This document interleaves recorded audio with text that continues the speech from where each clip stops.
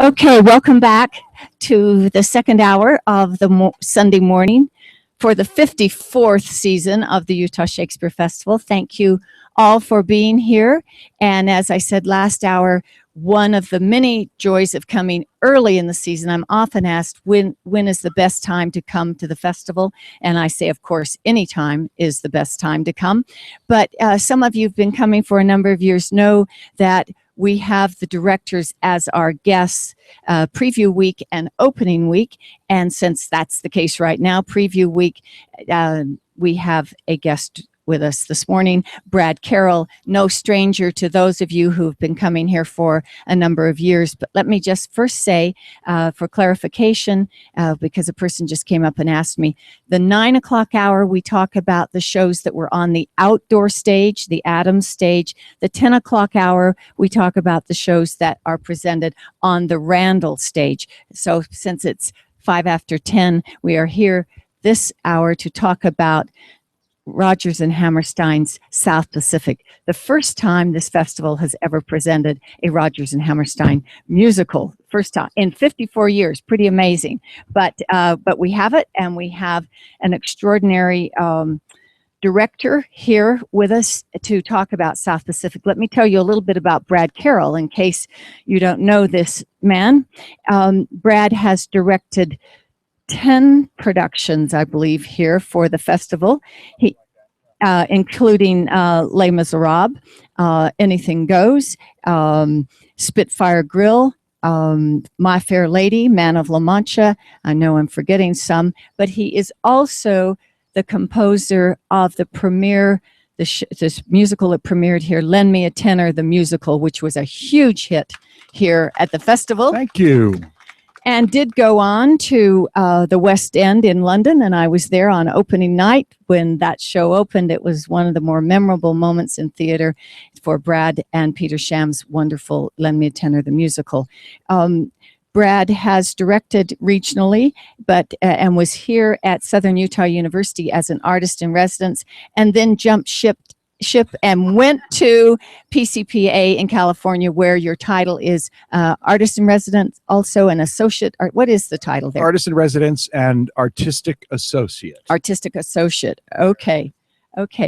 So I believe that many of you, though Brad certainly has the extreme knowledge of musical theater, last year he did something that was groundbreaking at this festival.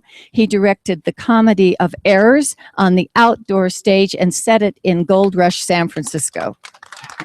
Thank you.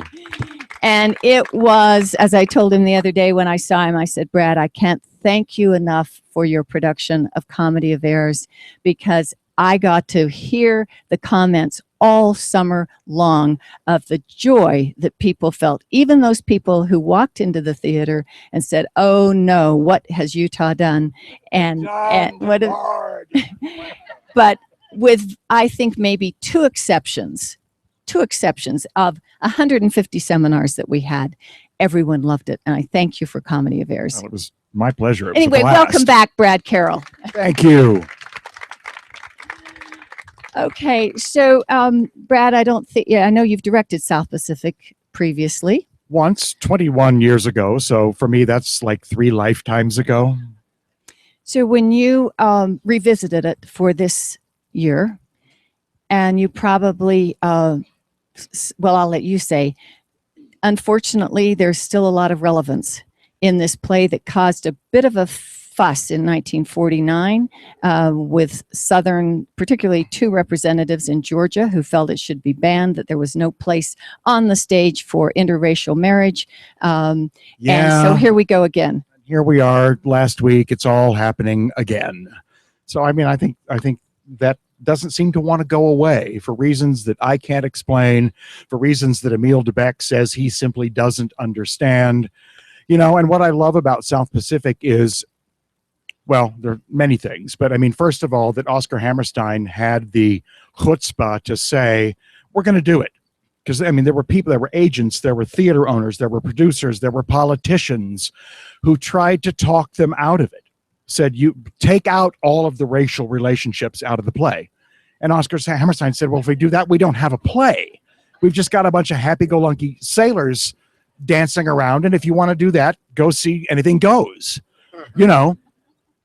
And Rodgers and Hammerstein stood by their guns, you know, especially the one song, You've Got to Be Carefully Taught. That was the song that they most had the greatest objection to. And Oscar Hammerstein basically said, well, we're going to do it. And if we close on opening night, then so be it. Well, it won 10 Tony Awards. It ran for years. It transferred to London. It went on tour. It's been revived many times. It won the Pulitzer Prize for Drama in 1949. So I say, bravo, Rodgers and Hammerstein, for just sticking by their guns. And I did note that there were 2 songs not in the show, My Girl Back Home. Right. And Happy Talk. Right. And what happened to those 2 songs? Well, My Girl Back Home was actually cut from the original production. They interpolated it back in the revival at Lincoln Center a few years ago. And we talked about it, but in a pragmatic way, I didn't want Act 1 to be an hour and 50 minutes long, because audiences today just aren't as willing to sit through those long acts as they were back in the day when, you know, shows started at 8:30, they were 3.5 hours long, and then you went out to dinner. It's a different theater audience now. So we left that out. And actually, it's not in the published score that you get. You have to request it separately.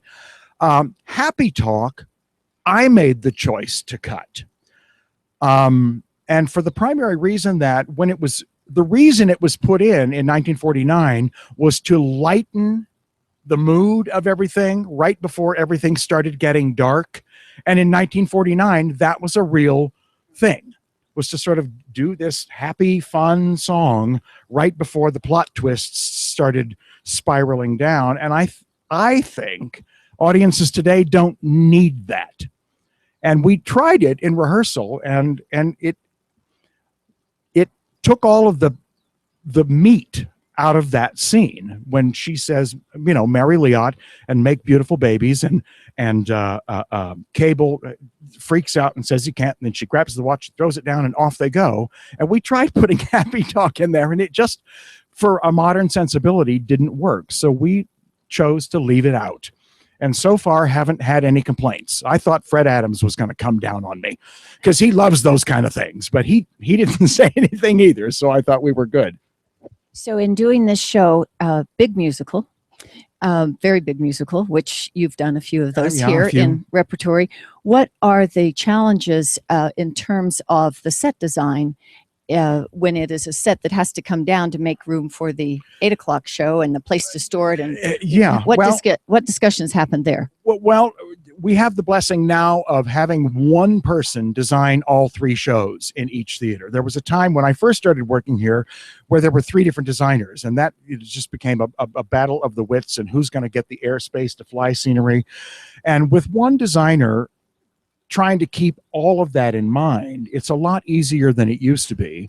But you're right. I mean, it does have to rep, and Amadeus is not small, and Charlie's aunt is not small. So we've got 3. If you could see backstage, that's where the real show is. Just moving those 3 sets around every day to get ready. It's like Noises Off. It's like backstage at Noises Off. But we decided, I mean, there is a lot of scenery in South Pacific, but by the same token, there could have been a lot more.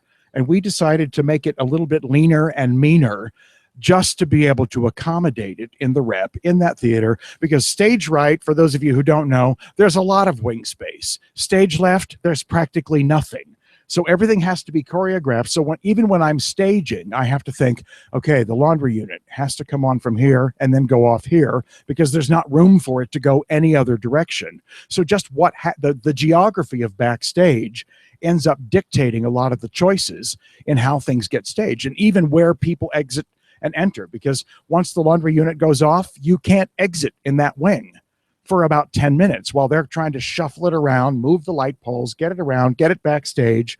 And by the end of that scene, then you can actually use the second wing again. So and thank goodness you guys don't have to know that or see that, so that it just looks effortless and seamless. But there's a great deal of thought that goes into all of that stuff. And Jack McGaw, who the set designer, I had never worked with before.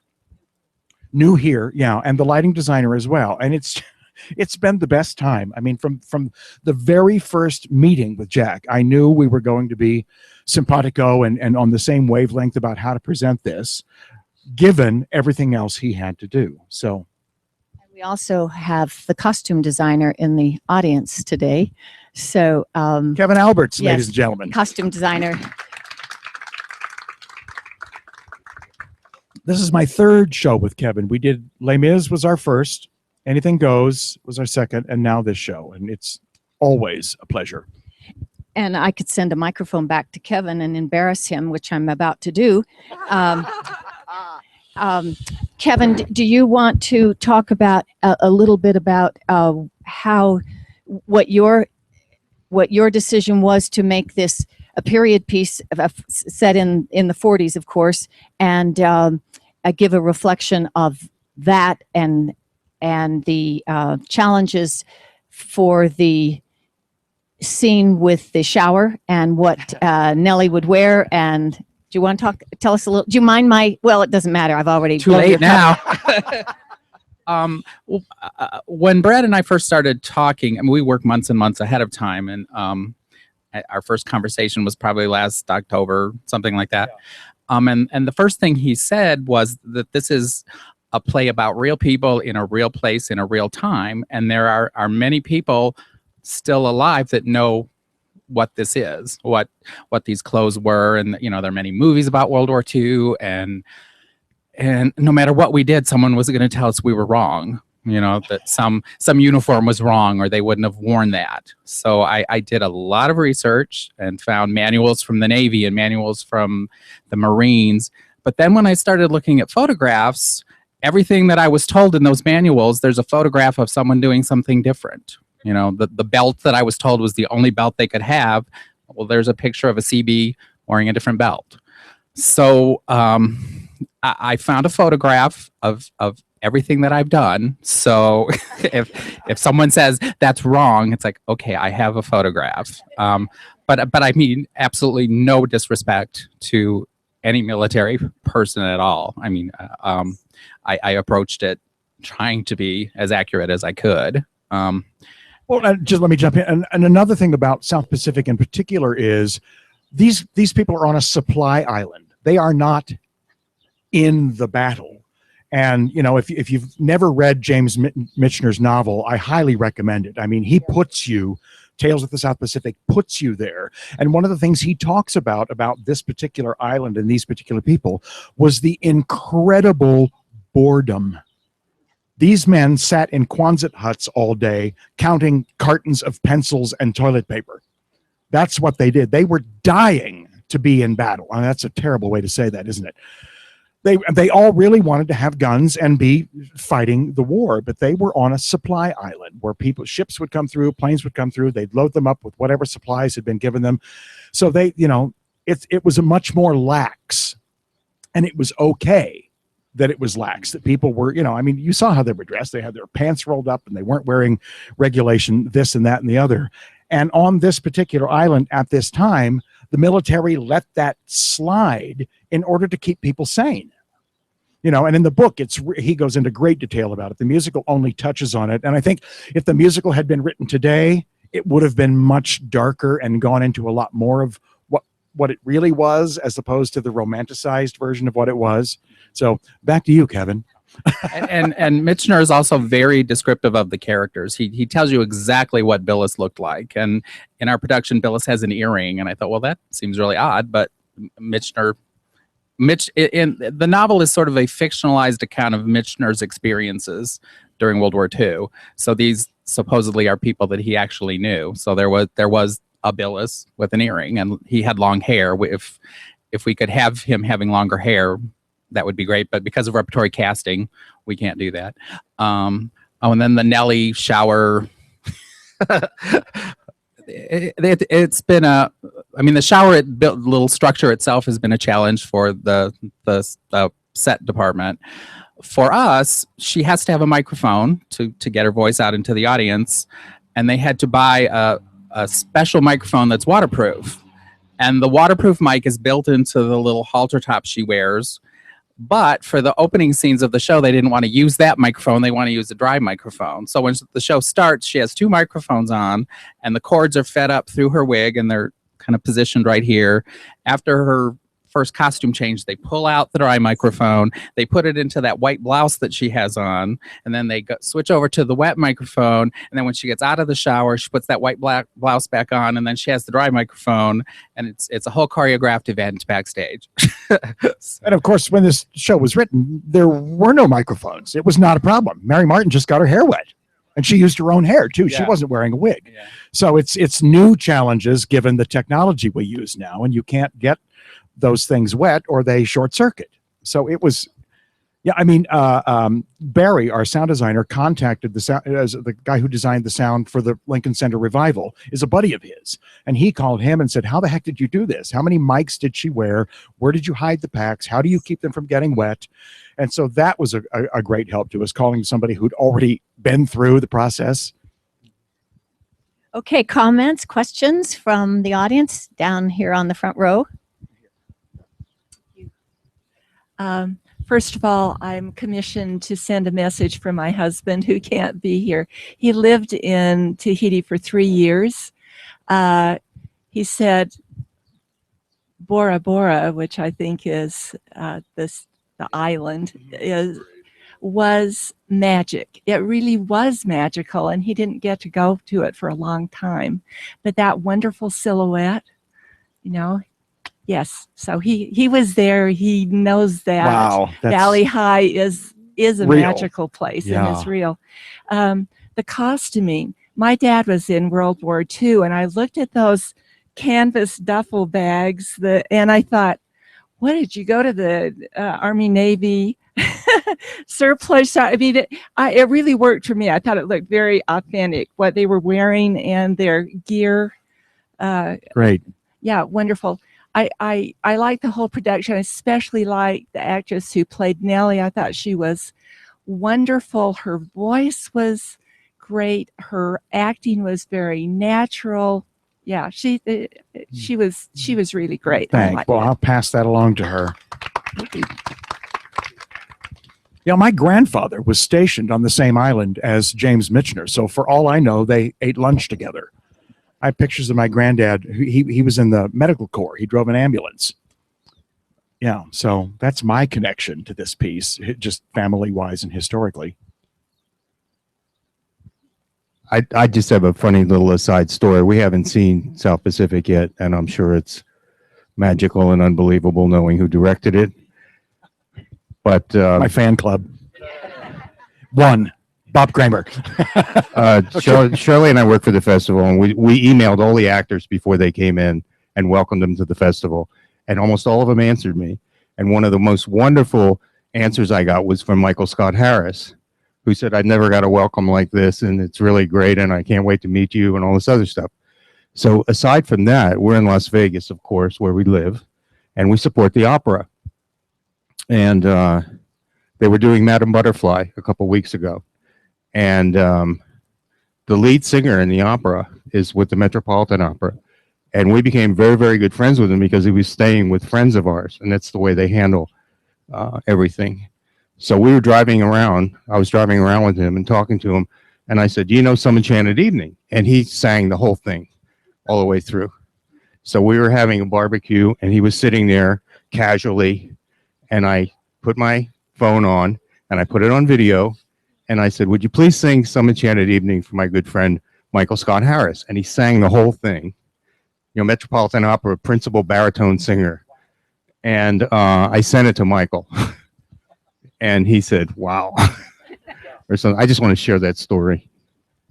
So, Brad, in addition to Aaron Garrigan-Sturl, who Yes. you worked with before, did you know any of the company when you came? Did you? No, I mean, there are Emil, Nellie, Cable, and Liat are all new people to the festival and new people to me as well. The girl playing Nellie, we have discovered we have many friends in common. Aaron Galligan-Sturl, as you know, I've done many things with.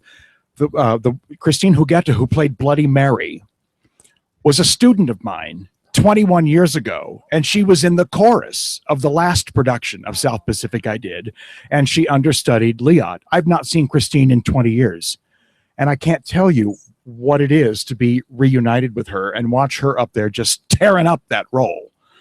You know, I mean, when Brian and David called me and said, "Do you know a girl named Christine Huguette?" I said, "Yeah, I haven't seen her for 20 years. What do you think about her as Bloody Mary?" I said, "Get her. She's absolutely the right kind of crazy for that role." And she is. I mean, because she's just a cut up. But so it's so great to be reunited with her. And then several of the people in the ensemble, a couple of the girls are former students of mine from PCPA from years ago.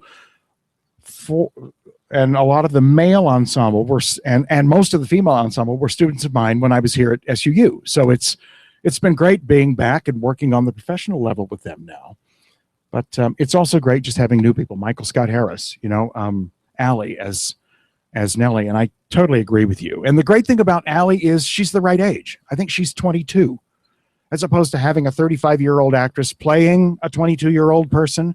She's the real deal, and she's kind of corn-fed and from the Midwest, and so much of what you saw in that is just who she is as a person, which just makes it all the more authentic. And what about the children? The kids, our local kids, they're from St. George. And when Brian and David called and said, "We've got these two kids, they're the children of somebody who works for the university here, and they're actually Polynesian."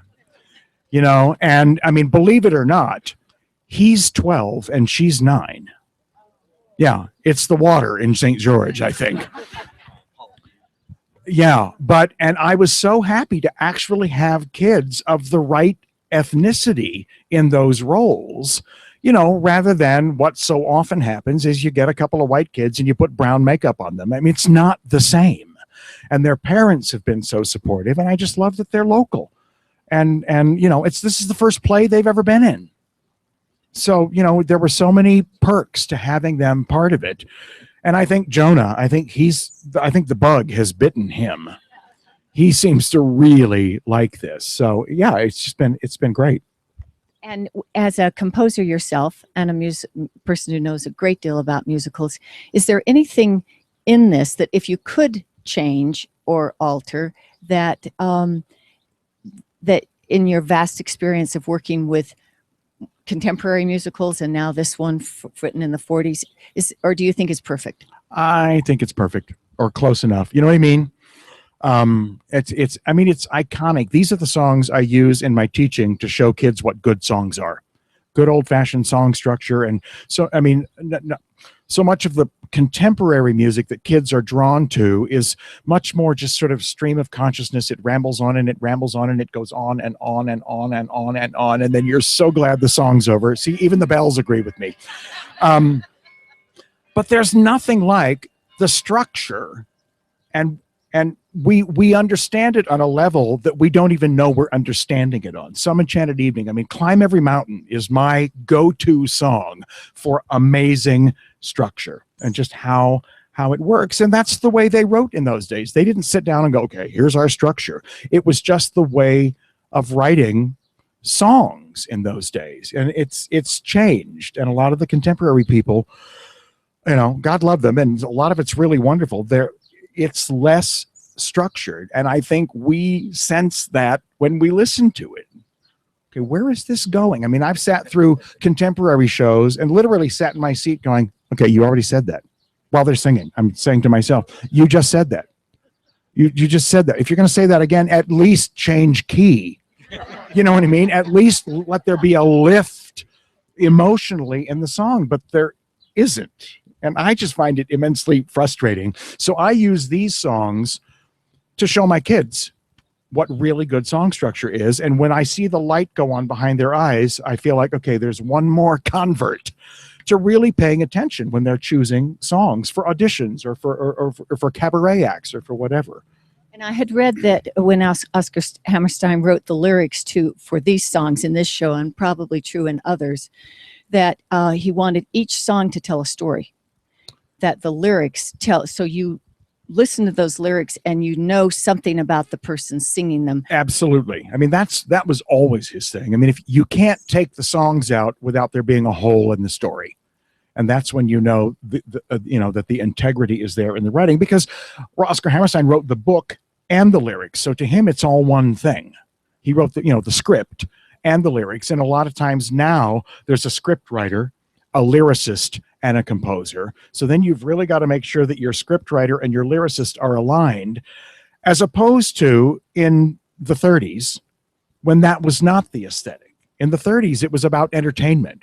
I mean, Anything Goes is a great example. I mean, that show has been rewritten so many times, dropping in Cole Porter songs from other shows. And they were basically there to be entertaining numbers and not necessarily to forward the story. And it was Rodgers and Hammerstein with Oklahoma that I mean, they're considered the grandfathers of modern American musical theater, where dance, music, and story were all considered one. It's like the ballet at the end of the first act of Oklahoma. If you take it out, you've taken out a huge chunk of Laurie's journey as a character. And so, I mean, I credit Oscar Hammerstein for just turning things around for us. And interestingly enough, Hammerstein, it used to make him crazy because he would spend 3 months crafting a lyric. And then Richard Rodgers would go to the piano and sit down, and 20 minutes later come out with the song.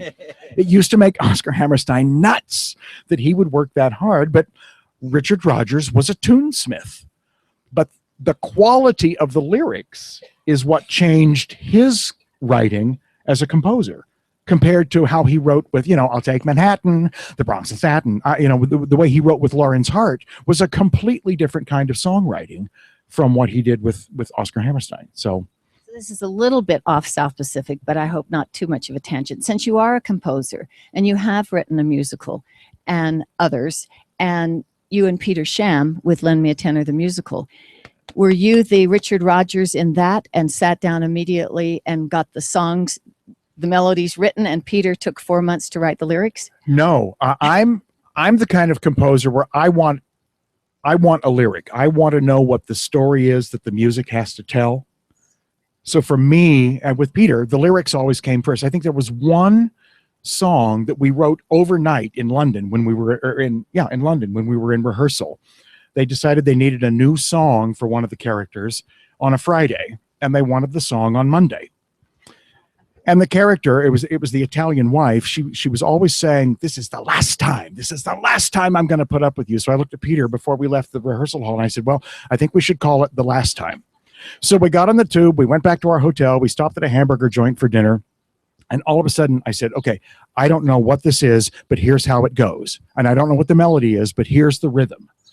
And he went, wait. And he got out his phone. He says, "Okay, sing it into my phone." And I went, da, da, da, da. And I just started banging out these rhythms. I said, then it does this. And then there's a whole bunch of lyrics. And then another long note. And then a whole bunch of lyrics. And by 9 o'clock that night, he had sent a lyric to me that fit the rhythm I had sung into the phone. That was Friday night. Saturday, I sat down and actually developed the melody. Monday, we walked in and handed Sally Ann Triplett the song. I mean, that's not the way it always happens. Trust me. But that's the only time that the music came first. But we already sort of knew that it was an angry song. And we sort of wanted it to sound like a Cole Porter song. And that's Sally Ann Triplett was sort of famous in London for her Reno Sweeney in one of the revivals of Anything Goes there. So we thought, let's tailor make this for her.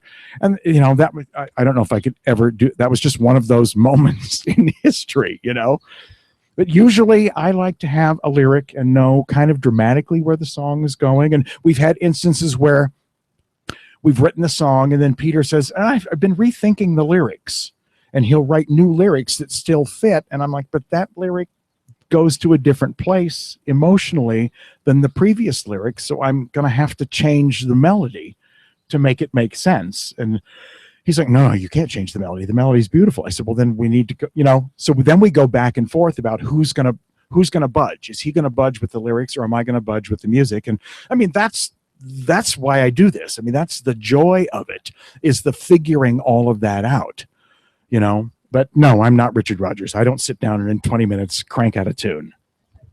Okay, where's the microphone? Other comments? Yes. I'm just glad you talked a bit about Rodgers and Hammerstein, because and happy for the choice to do this musical here, because I remember really loving the musical. I forgot how many great, just like some of the best songs are in this one musical that you remember, that you hum, that you can that you sing on your way out of the theater. And I think this is one of the, for whatever it's worth, one of the best orchestras that has worked with this festival.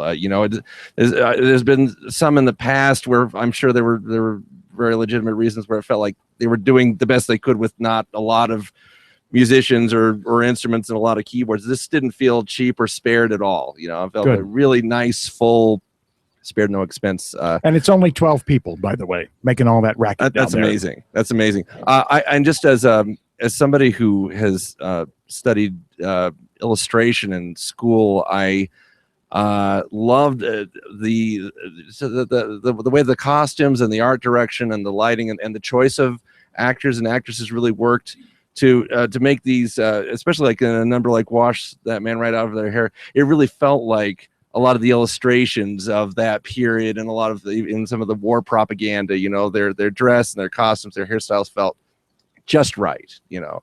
Really, really well done.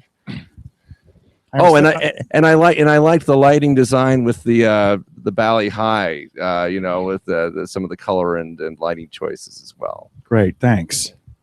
Yeah, that Bally High drop is something else, isn't it? It's beautiful.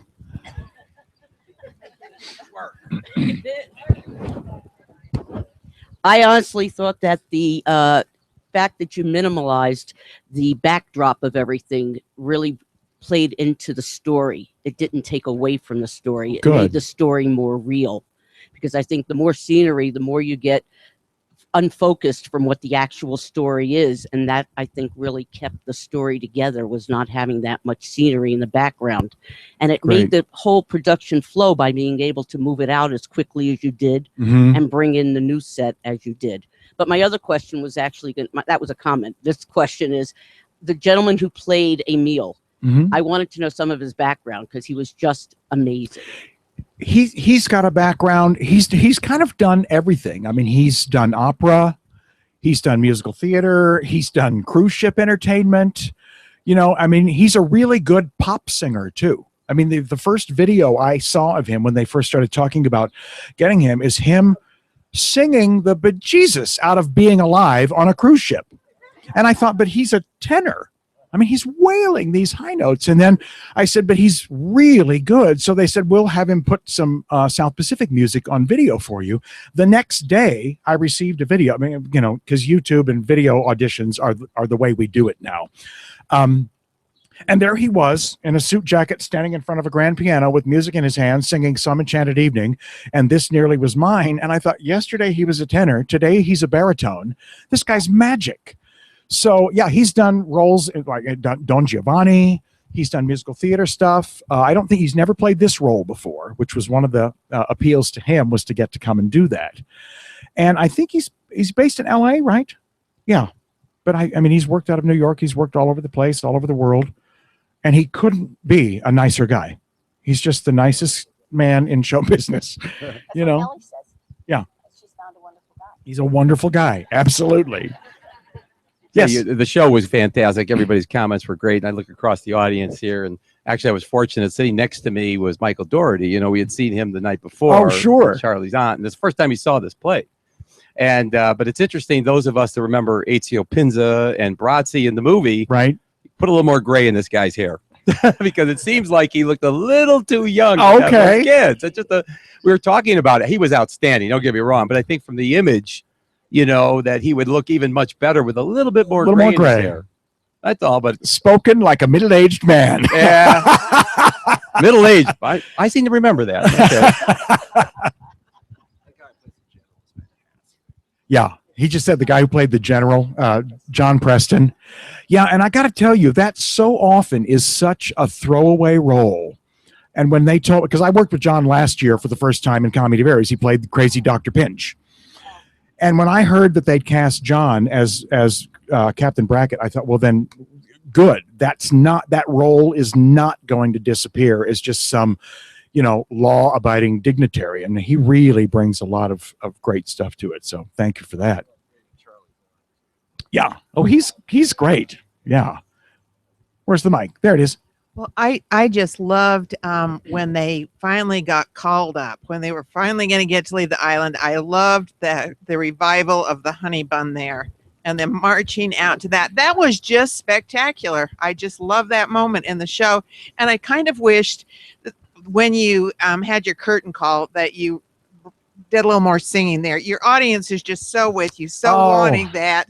But I've seen this show before, but I've never seen that kind of the marching off to that. And that was just really a nice touch. So thank you for that. Thanks. Interestingly enough, more trivia here. Originally, there was a song there that they were all going to sing. That song has now been interpolated into the new Broadway version of Cinderella, which I'm going home to musical direct. So I've been hearing that military song. I mean, you hear it as underscoring in South Pacific, and originally it had lyrics, and it's called "Now is the time." Now is the time to act. No other time will do. And I think the reason they took it out is because to introduce a new song that late in a musical was something that didn't happen in those days. And I think either Richard Rodgers or Oscar Hammerstein or Joshua Logan, the director, said, it's too late in the play, 10 minutes before the end of the play to introduce a new song. So they put Honey Bun in as a way of reflecting back to that. And now I get to go home and actually do that song with the lyrics attached to it in Cinderella. And there's another song. There's two songs that were cut from South Pacific that are now in this new version of Cinderella. Yeah. So more trivia for you musical theater trivia people. Yeah. I just wanted to say, It's behind you. I wanted to say I think the choreography was great and was so seamless with the sets and the costuming and the actors that it was just a fabulous production. And I think especially the choreography and the song in There's Nothing Like a Dame. That was just so fabulous. Thank that was you. A great Yeah, moment that's in the Christine show. Kellogg.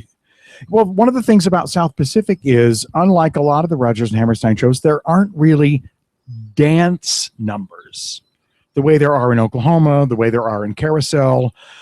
And the only real number with choreography is Honey Bun. And the rest, we really tried to make it just seem like a continuation of the scene instead of suddenly people doing, ography to keep. And same thing with Wash That Man. We really tried to keep that just moving the action forward without suddenly breaking into dance. And so that's great to hear. Thank you. And Aaron Galligan-Sturl, who actually, Luther Billis, who has an extraordinary singing voice. You've done some really, you've made him sound like Luther Billis. Yeah, I can't sing his praises enough. I mean, Aaron Galligan-Sturl is, and it's really interesting that they had called me at some point and said, we're not finding a Billis. And I said, what about Aaron Galligan-Sturl? And I think they were thinking of looking for somebody who was a little more portly, because oftentimes that's how Billis is played. And I said, let's if you can get Aaron, because he'll tear it up. He's the right mindset. Body type really doesn't matter for that role. It's this that matters. And I was just so thrilled. This is our fourth show together, and I just have nothing but great things to say about him.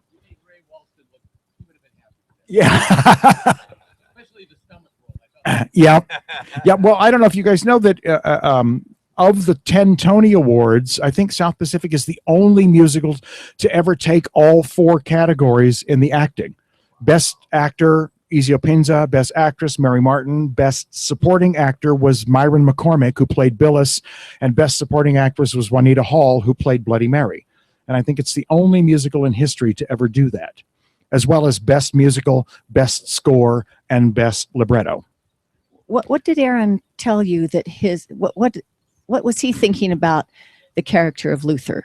Because it is very definitely Aaron's interpretation of that character. It isn't as we would expect Aaron to do. He's found different notes for him. Yeah, and Aaron is just so available as an actor. I mean, you can ask him to do almost anything and you'll get it, but it's always filtered through that Aaron Galligan-Stirl thing, which I don't ever want to go away.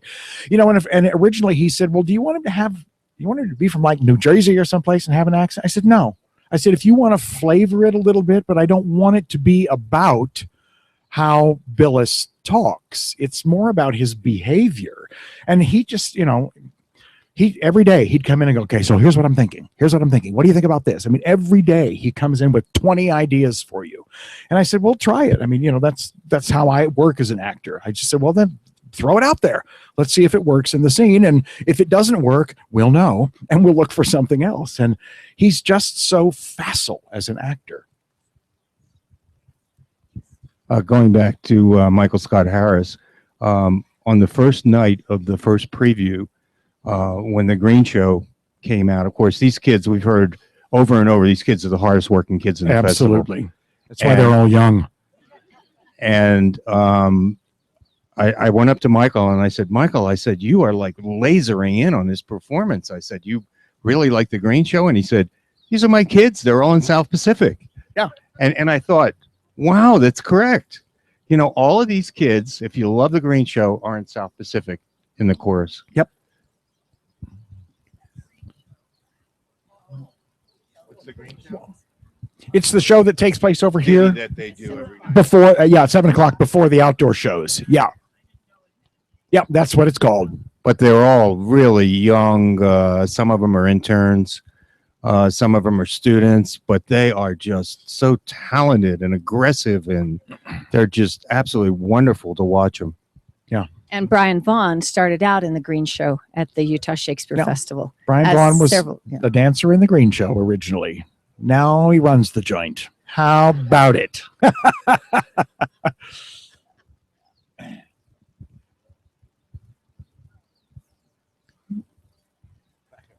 I'm really not trying to hog the microphone, but if nobody else, I was just you talked a little bit about how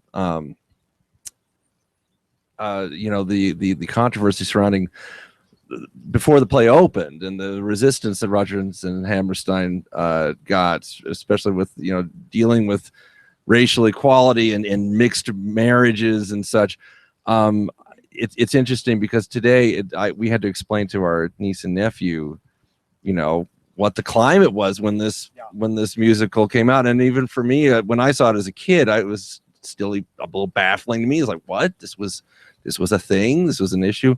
Do you have any idea, like when it came out, it got all these awards? How did the populace, how did the more conservative element of the theater going audience react to it? Did they just kind of go with it because it was so entertaining? Was there resistance? Was there any controversy? I mean, obviously, it got all the awards, which is great. But. Yeah, well, go ahead. When the national tour went out in 1950 is when the hoo-ha started. It was still very well received in a lot of cities, but the one that I've read the most about was when it went to Georgia. It was presented in Georgia. And these two representatives, one whose name I remember, David C. Jones was his name. And I don't know if he's still living. If he is, I'll invite him to come see our show. And perhaps he's had a change of heart. I hope. That was 1950. But he was the one who was very vocal, along with another Georgia state legislator, who said this show does not belong. That sort of attitude does not belong on the musical theater stage. Yeah, I'm pulling from the back of my brain a quote, and I don't know if it was him or if it was the mayor of Atlanta. It was some who said, and I'm going to butcher it a little bit, but basically he said, "We in the South are a proud people, and half-breeds cannot be proud." That was that's what went public when he we wouldn't allow the show to come into town. How about that? Hang on, here comes the mic.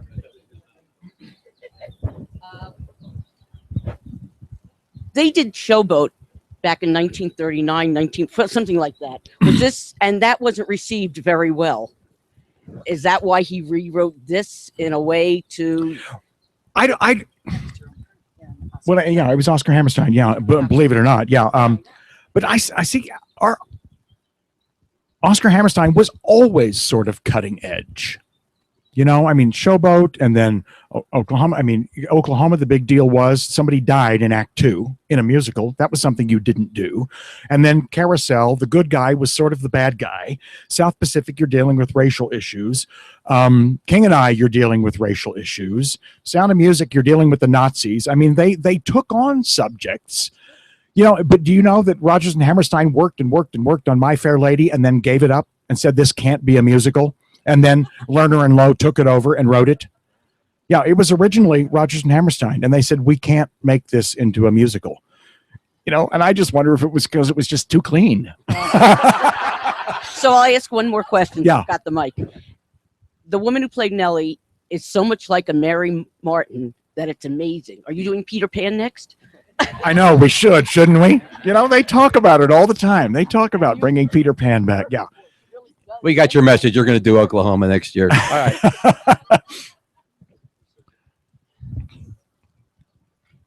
Anything else? Okay, so Brad, tell us where you're going to direct Cinderella.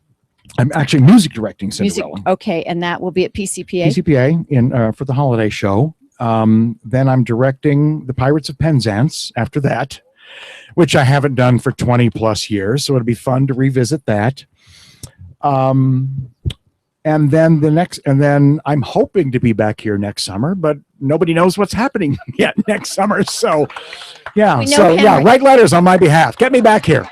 We know Henry V. Henry V And is I all think we know. maybe the director has been chosen. I asked Brian Vaughn the other day. Brian Vaughn actually, when asked that last year, when he had directed Henry IV Part 1, if he would be directing Henry IV Part 2 and Henry V, and he paused and then said yes. But when I asked him the other morning, since the season had not been announced yet, but we did know Henry V will be presented Right. with Sam as Henry V, Sam Ashdown.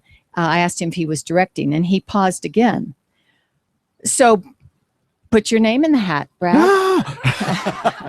Henry No, I mean- V set in Gold Rush, San Francisco. What do you think? And then at the end of our season, which doesn't even go into rehearsal until a year from August, I have the privilege of directing this fairly new play. It's called Gideon's Knot, and this will be probably the most challenging thing I've ever done. It's two women in their 40s, and I already know who the two women are, and they are formidable at PCPA. And it's a play, it's an 80-minute one act about a fifth grade school teacher who's confronted by the mother of one of the students who committed suicide because of something that happened at school, a 10-year-old boy. When they gave it to me to read, I read it and I thought, this is the wildest roller coaster ride I have ever been on reading this play. And it'll be, just the two women in the studio space. So it will be very close, very, Gideon's Knot. And I cannot remember the name of the woman who wrote it, but it is one of the most hard-hitting things I've ever read. I'm a little terrified, which means it's probably a good thing that I'm doing it, because if you're not terrified, why bother? And as I said, Kitty Bailey and Liz Stewart, two formidable actresses who I think will just tear it up. So I'm excited and scared about that.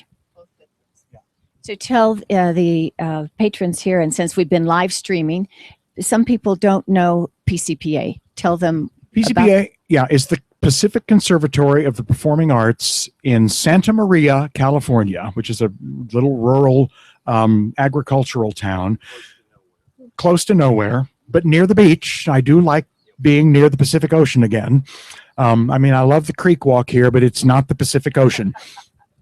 PCPA is in its 52nd season. I went to school at PCPA in the 70s. I went through the conservatory. 10 years later, I went back to be on the faculty for 2 years and stayed for 12. then left in the late 90s and went freelance for about 15 years. Then came here for a couple of years, and then this position opened up that they called me and said, we've got a position that we'd like you to consider. And it was just one of those positions you can't pass up. So I get to teach, I get to direct, I get to musical direct, I get to act, and I get to help administrate the season, choose the design teams, help with casting, help with budgeting, help with long-term planning, which is something I've never done. And I thought, well, maybe it's time to be part of that. And I'm home. And I'm 4 blocks from my dear mother, so mom's 85, going strong, but it just feels so good to be that close just in case. And I'm near a Trader Joe's. There's a Trader Joe's 2 blocks from where I work. We keep them in business. $2 Chuck. I can't drink $2 Chuck anymore. Somewhere along the line, I grew up. But in California, it's still $2. Well, But it's great being back there. And it's a really wonderful, wonderful place. It's a 2-year conservatory. So kids come in, we have 600 kids audition every year. We call back 72 of them. They go through a weekend of workshops with the faculty, and then we choose 30 to come in. And it's 2 years. The kids are there from 9 o'clock in the morning till 5 in class, and then from 7 o'clock till 11 o'clock every night, either in rehearsal or in project work if they're not cast in the main stage musicals. It's grueling. And, it's conservatory training, and that's really how I'm wired, because that's the training I went through. So you either keep up or you don't. And if you don't, then we send you off to some other program where you can keep up. So it's grueling and it's competitive, but because of that, it just breeds integrity in these kids. And it's, the rewards of being a teacher are just there just are no words to express what that is. Just see the light go on behind somebody's eyes. And so if that happens once a week, it's worth the effort. So you're a young actor in South Pacific who you said it's his first performance or first production. Jonah. You saw that light. I've seen the light. So you may see him I at think he's going to PCPA. drive his parents crazy now. It's a beautiful thing. It really is. So one final comment about yesterday was the first preview. Was there anything in it that you, if this audience decided to stay on, that they would notice at the second preview that you're going to change anything significant that you saw? Fog will not come rolling into the office.